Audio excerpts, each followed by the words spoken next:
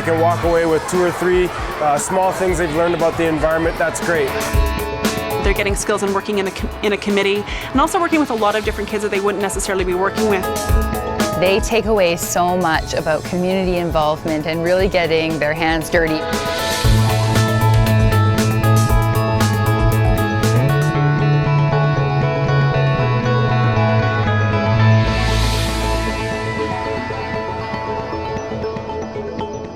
Welcome to the Sustainable Region. I'm Vanessa Timmer. And I'm Dagmar Timmer. Today's show is filled with energy, excitement, and ideas. We're looking at youth in Metro Vancouver. That's right. There's so many amazing young people here helping make this a sustainable region. Are you one of them? If so, you'll love this episode. In this story, cheer on your favorite team for the Green Zone Sustainability Games. On the one side, we have the Canadian Football League's top players, and on the other, students from Brock Elementary School. Who do you think will win? Welcome to the Green Zone Sustainability Blitz. I know what you're thinking. That's a lot of big, scary words. We're here to talk to you about one, you can't really see it, one big, bad, mean word that I can barely spell. It's called sustainability. Kids from kindergarten to grade 7 at Brock Elementary School are learning about the environment, but not from their teachers. Instead, it's BC Lions linebacker Javier Glatt and fullback Alexis Buenge. They're part of an innovative program where professional athletes inspire students to conserve precious natural resources and be aware of their impact on the planet. So we have to rethink what is garbage. When Javier and I were your age 20 years ago, Using sports celebrities to teach kids about sustainability is the brainchild of Julian Radlin and his friend, who is also a pro athlete. It's good business for their company, Evergreen Sports Programming. It's good exposure for the teams, and it's good for the environment. The players go into the schools and talk to kids, and first in a pep rally format for the whole school, like K to 8, and then in a more focused classroom session to kind of narrow down on some of the topics. We're in here for about 45 minutes to an hour, and we just want them to have a whole lot of fun. And if they can walk away with 2 or 3 small things they've learned about the environment, that's great. For Glatt, the program is a good fit because he's made a personal pledge to minimize his own impact on the environment. He takes transit, he rides his bike, and generally practices what he preaches. Well, I think that I speak for lots of people when I say that I worry for my kids and my kids' kids, that's for sure. You hope that they have the same type of luxuries that we've had as far as, clean resources, clean air to breathe. Climate change is important. It's definitely something that I think about, on a daily basis. And he doesn't just think about it, he does something about it, both at a personal level and by passing on his passion for the subject to groups of school children. My name's Javier Glatt. I play linebacker for the BC Lions. That's on defense. This is my teammate Alexis Buenge. He plays fullback. Never want to throw it at people like, oh, we're doomed, and you know what I mean? We wanted to make it fun and engaging, and I really think that's the only way to get lasting buy-in and support from people.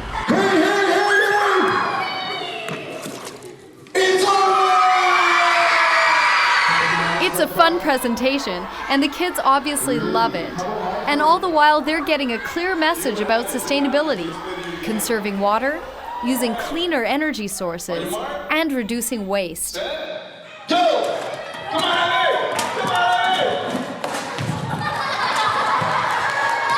In all the games, the kids win because the players do something that is not environmentally friendly.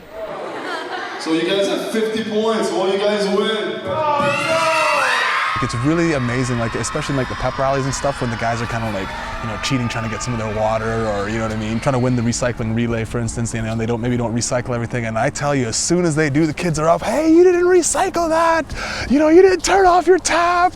It's amazing. Would you believe that 70% of your brain is made of water? When the games are over, the players head into the grade 5 classrooms to issue a personal challenge. We chose grade 5s because they're at that age where they can start to think abstractly. You know, they've done measurements and, you know, and they've done some basic habitat and ecosystem stuff in school, so it just, the material we're presenting them fits very well for that age. Them being the major agents of change in the house and likely within the school as well. We figured that was the most appropriate age group to target with the personal challenge and the school challenge, and thus far it looks like we've been fairly bang on with that assessment. First thing we're going to talk about is the water cycle. The grade 5s are shown simple steps they can take to tackle these issues by taking action in their schools, their homes, and their communities. But here's the thing, we shouldn't take big baths as much as all that often, right? Because it uses a lot of water. You can see right here. And always with humor. Have you ever heard of the term, if it's yellow, let it mellow? If it's brown, flush it down? Anyone heard that? Ew, hey? No. I see empowered and engaged youth, and you know, a generation who is not going to talk about conservation, but just do it as a way of life. It's really encouraging seeing the speaker series in action, because again, I tell you, man, those kids are something else. Like, they take it all to heart and they implemented it, and it just looks, and it's so easy and so natural. As much of a big deal as we made about, oh, should we get people to separate recycling, or should it just be bulk recyclables? Hey, a kid will take a piece of paper to the paper recycling, and they'll take a can to the can recycling, and that's just how it is. You know, so it's nice to see. Okay. So on behalf of the BC Lions, I want to say thank you so much for having us in your school today. You guys did great. I hope that you guys revel in your victory. Don't tell any of your friends you beat us. We have a reputation to uphold. No, no, no. You didn't beat us today. You didn't beat us. Congratulations. Have a great day. Thank you very much.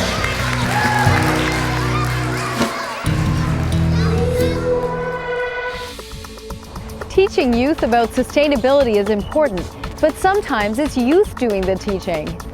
This is Liz Schultz, Education Manager at Pacific Cinema Tech. She's going to tell us about an innovative video series tackling the question of tap versus bottled water. Hi, Liz. Hello. Liz, can you tell me a little bit about the project? Well, it was a fantastic experience for the participants, because what we got a chance to do, Metro Vancouver approached us and they said, we would really love it if you guys could create some public service announcements to go along with our tap water challenge. And the youth had a fantastic time making them. They went through some really extensive work and workshopping stories, came up with some really, I think, funny and innovative ways to tell the story. And something that could be seen as a really dry topic, drinking tap water instead of bottled water, became fresh, innovative, and a way, I think, for people to see how silly it is that we actually spend money on bottled water when we have some of the best water in the world coming out of our own tap. What is Summer Visions? Summer Visions is actually a program where youth from across the Lower Mainland come together, and what they get a chance to do is go through a 2-week video intensive. We now have 150 kids who go through the program every summer, and we also have another program, sort of a satellite program for kids, that's up at Simon Fraser University. What did the participants tell you about their experience? We got a chance to show all of the public service announcements to a big audience on a couple of different nights, and honestly, there was such a positive response from the audience. Everyone was laughing, everyone had a great experience, and so all of the participants afterward felt really thrilled with everything that had happened. Where will these PSAs appear, apart from here? Firstly, they're going to be on Metro Vancouver's website, our website, and on the Summer Visions website, which is summervisions.ca. On top of that, of course, they're all over YouTube, so if people get a chance, they can always just search Metro Vancouver Tap Water Challenge, and they're going to get a chance to see a whole ton of fantastic PSAs there. And we're going to see them throughout the rest of the show. Liz, if someone wants to get involved in the program, how do they do that? Well, the Summer Visions Film Institute runs in July and August, so youth who want to participate should check that out around spring. All they need to do is go to our website, summervisions.ca, and youth 14 to 19 can get involved quite easily. Liz, can you set up the first one for us? Absolutely. The first public service announcement you're going to see is called The Tap Rap. It's by 2 young filmmakers named Carmen McCutcheon and Colin Roberts, and let's just say that this one will definitely be reaching a youth audience. Water from the tap, keep a cap on the crap. If you want to save $1, Vancouver's tap water. Water from the tap, keep a cap on the crap. If you want to save $1, Vancouver's tap water. Yo, tap that.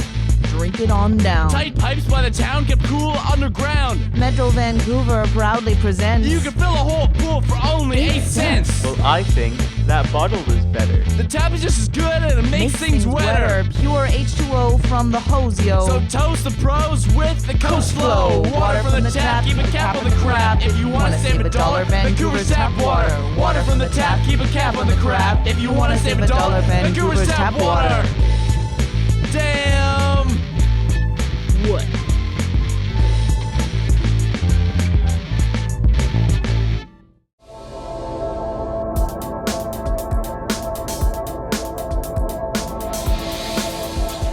Welcome back to the Sustainable Region and our look at youth. According to 2007 StatsCan estimates, people under the age of 17 make up about 20% of Metro Vancouver's population. If you don't cross paths with young people on a daily basis, you might not have a good idea of what they're up to. News reports that focus on crime and violence among teens create a perception that's at odds with what's really going on among Lower Mainland teenagers. Our next story begins with a youth group who decided that a little bit of kindness might help change how adults think about them, one commuter at a time. Snow dusts the mountains as about a dozen youth gather and shiver at a Port Coquitlam West Coast Express station. The commuters on this train don't know that a surprise attack is planned.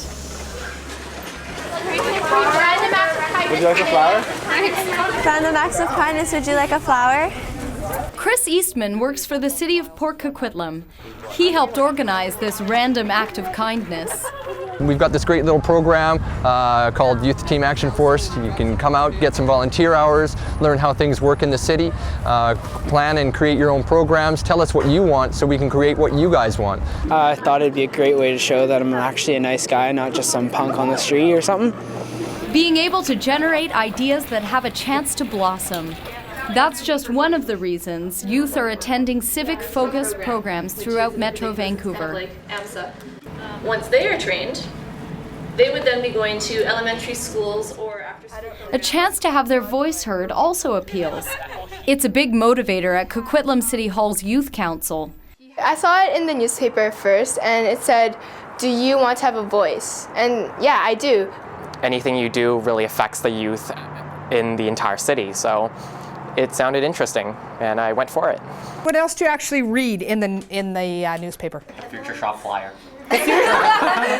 Today, they've been asked for input on the city's recreation advertisements and brochures. This is my first year being involved with the youth and they surprise me immensely. Their insight on things, the feedback that they give. We use them as a think tank and they're also dealing with issues on a citywide level. We have rotating chairs, minute takers and secretaries at each of the meetings. They're getting skills and working in a committee and also working with a lot of different kids that they wouldn't necessarily be working with. Thanks everyone for coming to the Urban Sustainability Workshop. So we're going to get started. The City of Vancouver also hosts regular youth conferences. This string game is about connecting differences. It's one way that fun is woven into lessons about civic governance and politics. I definitely think you need a social aspect when you're dealing with youth, so we try and let them have some fun and then bring it back in, because if it's all about work, no kid is going to stay around for that. I find the meetings pretty fun. We joke around in the middle, but we usually get down to business and crack down on everything.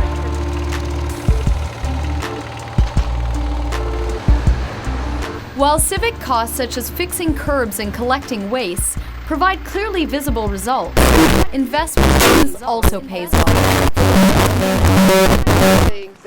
Not kids for very long, they're going to be adults and seniors. And the more that we can do to facilitate a positive experience for them, the more hopefully that they'll get involved, stay involved, and contribute to their communities.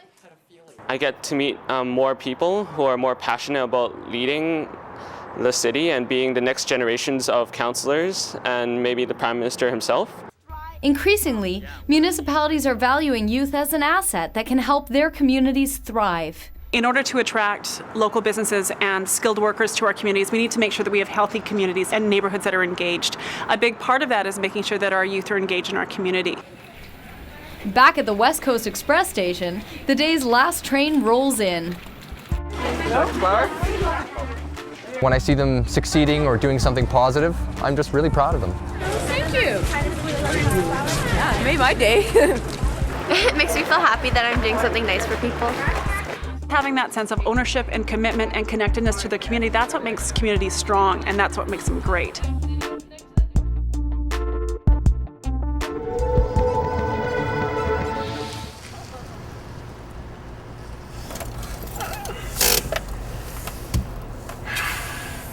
So, this is it. You maybe want to come in for a glass of wine or something? I have to work tomorrow. I can't be hungover. A cup of coffee. How about a cup of coffee? Caffeine will keep me up all night.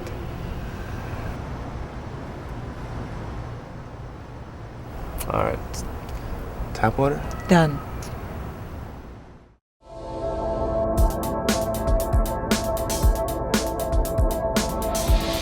Welcome back to the Sustainable Region. The fact that this show is focused on youth today is close to both of our hearts. When we were in our teens, Vanessa and I were part of the group that founded the Environmental Youth Alliance. And the EYA is still active as a youth-driven nonprofit organization focused on improving the physical and social environment of young people. It's the same kind of inspiration we find in our next story. It's all about waste, reducing it, that is. The principals of this new business are all under the age of 25, and they're transforming old landfill-bound mattresses into new. Mattresses. They're big, they're bulky, a pain in the neck to move, and when past their prime, a hassle to dispose of. Some end up in alleys, and eventually they all end up in the landfill.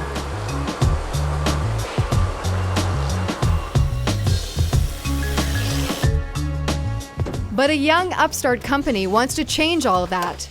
Student Yardworks is branching out and getting into the recycling business. We got this idea from a company that operates out east, and we did a bunch of research and looked into how to recycle a mattress and how much of a mattress is recyclable. And it was quite shocking that almost 90% of the mattress, or over 90% of a mattress, can be reused and recycled, and that there is no way to have your mattress fully recycled in Vancouver. Well, the biggest problem with mattresses in the landfill is that they have quite a bit of volume and very little mass. And with the space running out very quickly in landfills, the problem is it's inefficient. Our goal is to divert as many mattresses from the landfill as possible and to reuse and repurpose as much of the material as we can. Depending on the mattress, it will take us between 5 and 10 minutes to strip it apart, start to finish. What we like to do first is cut along the seams, then we try and pull the topping off. And depending on the mattress, there's many different materials you might find in it. So usually the first material is polyurethane, and then there'll probably be cotton batting in between that, and then maybe some felt. And each of those materials are reused and recycled. And then we're just left with the metal frame, which gets sent to a metal recycler. The polyurethane is shredded and pressed and turned into carpet underlay. The cotton is picked up, thoroughly cleaned, and used to stuff upholstery. The felt we give away on Craigslist to anybody who needs it, whether they want to use it as insulation or packing material. The wood we try and give away to people, but most of it is just recycled with green waste. All our metal is given to the metal recyclers at the transfer station.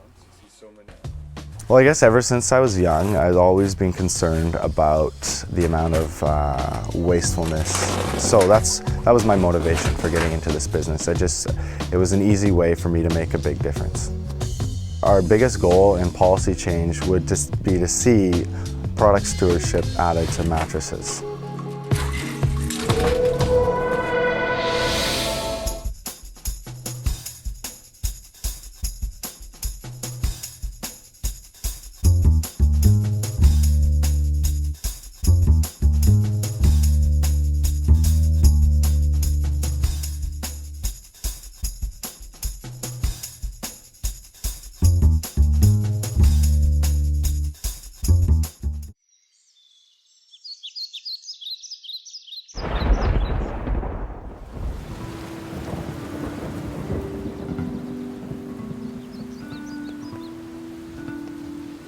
Metro Vancouver tap water.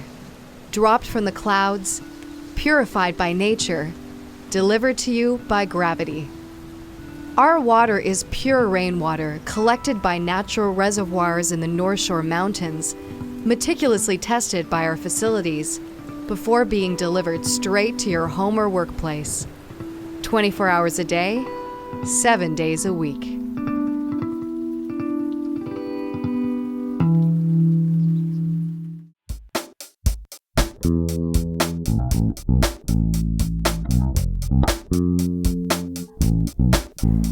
Welcome back to the Sustainable Region and our look at youth in Metro Vancouver. Now, I love camping, even though I don't get out much right now. But for some, access to our parks can be a real challenge. Metro Vancouver Parks offers many ways for youth to get out and enjoy their green spaces. These outdoor programs are great for meeting new friends and making a difference to people, plants, and animals. Well, good morning, everyone. Welcome. It's your first day at Beachkeepers. We're going to have a lot of fun today. Maybe Simon, you can pretend. In a small office at Belcarra Regional Park, 3 volunteers meet with a park interpreter. Great. It's just one example of Metro Vancouver's Park Partners program. Someone carry the buckets. You got the crab trap, Simon? I'll get the other trap. Yes, please.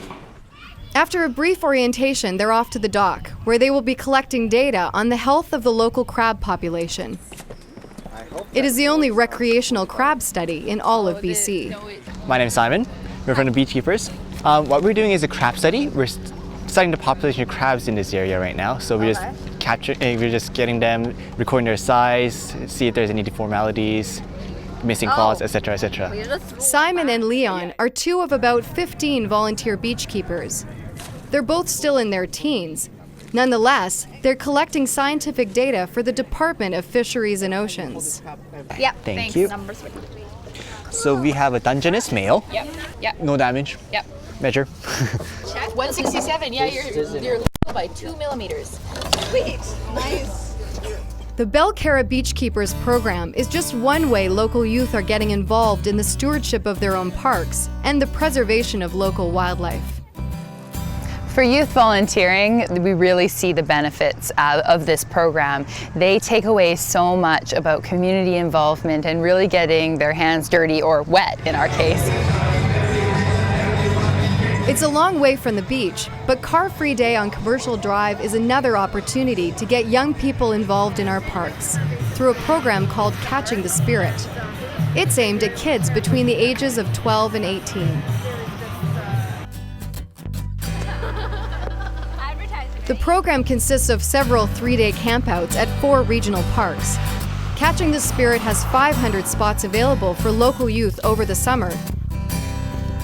And that's why they're attending community events, to spread the word to potential campers.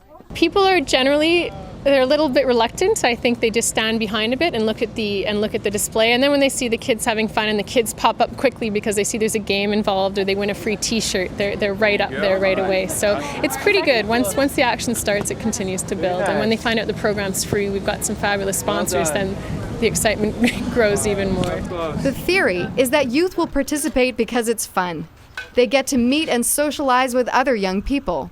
But along the way, they also learn a lot, and that knowledge makes them better environmental citizens. You talk about this with youth, and they'll be like, work project? I'm not going to camp to do a work project. But then you ask the youth who have been involved in the past, and you ask them if it was work, and they're like, no way, it was great fun. As a society, I think the more opportunities that we give each other to connect and to play outside, the better. You get outside and you play in that park, you realize, hey, I love that park, I want to protect it, and you start having that connection that we need to start caring, is what it comes down to. Meanwhile, back at Belcarra, the beachkeepers are also sharing their knowledge. How many arms does it have? Well, 1, 2, 5. So 5 eyes. 5. Whoa, that's so crazy. It's crazy, isn't it? I've noticed it firsthand.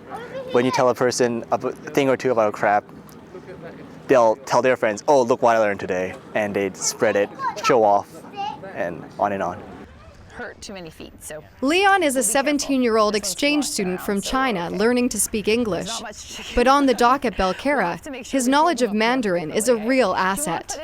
In Belcarra, lots of Mandarin Chinese came here and catching crabs, and they had, some of them can hardly ever speak any English, so they really need some volunteers that can speak the same language. Lori Wong has teenagers of her own, and she loves the energy of working alongside younger people. I feel it's important that young people know that they can make a difference in this community. They have to start somewhere, and the best place is start in their own community and spread that message. Here's the one that I have. Okay, all right, thank you. You're welcome. What I see Simon having 3 years experience, I see that he has developed very good interpersonal skills with the public, and it will help him to be a better person in his future. If you don't think you can make a difference, I think you should try for yourself and find out, because you don't really know until you try. Thank you. There you go, no problem. Enjoy dinner. I think they have meat and you get better crabs.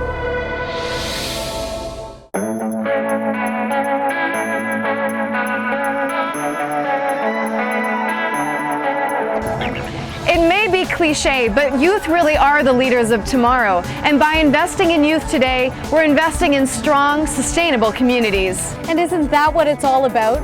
Creating better futures for the next generation. We'd like to hear what you thought of today's show. You can reach us by phone at 604-436-6794 or email us at sustainableregion@metrovancouver.org.